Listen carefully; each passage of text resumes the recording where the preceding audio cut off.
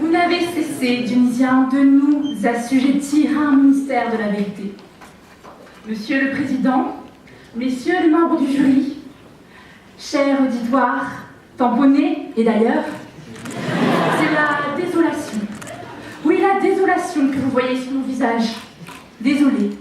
Désolé de voir que d'aussi vaniteux hibou, enfin, bébé hibou, puisse sortir de pareilles bêtises. Cher Dionysien, une question me taraude. Êtes-vous amnésique? Êtes-vous sourd? Ou naïf? Peut-être de mauvaise foi? Le juge, bouche de vérité. Quelle sottise! Vous vous avancez, tout fier, que le juge peut ne pas tenir compte de l'expertise? Croyez-vous qu'il chipoterait, ce juge, à déclarer les époux Courgeot, dont les enfants ont été retrouvés dans leur congélateur, parents, alors qu'auparavant ils avaient nié cette paternité? Attention, hibou! Face à de tels propos, je suis contrainte de constater que votre ramage ne se rapporte guère à votre plumage. Mais vous n'avez peur de rien. Vous parlez de la loi, mais vous vous écartez du sujet. Mettons ça sur le dos de l'expérience. Alors, comme ça, le juge se baserait sur le réel pour dire la vérité sur les faits. N'avez-vous pas compris la fonction du juge? Il tranche le litige. Oui, messieurs et mesdames, le droit tend à ce qui doit être, la vérité tend à ce qui est. Alors attention de nouveau, Dionysiens, vous vous jetez à corps perdu dans le précipice de la bêtise. Vous dites que la jurisprudence a un pouvoir créateur?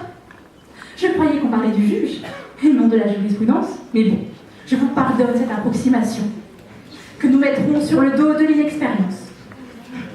Le pouvoir créateur du juge ne vise qu'à l'établissement d'une vérité applicable au litige, et non d'une vérité générale. Enfin, au moment présent, je ne peux contenir mes émotions. Voyez-vous, mon cœur pleure. Oui, il pleure.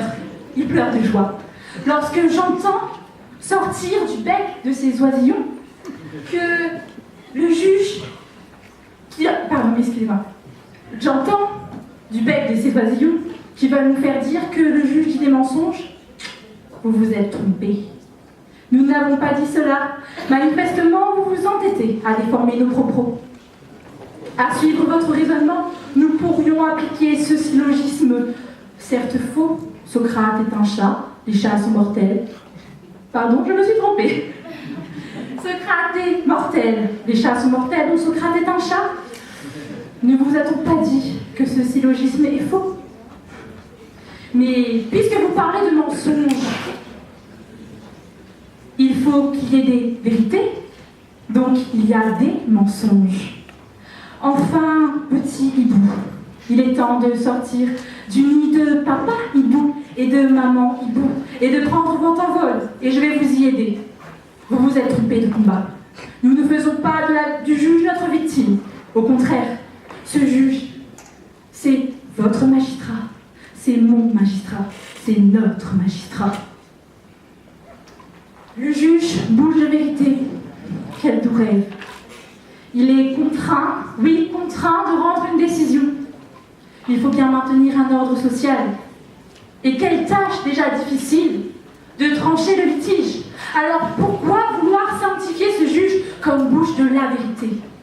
Vous voulez donner à ce juge une tâche difficile, une responsabilité que vous-même ne serez capable de porter.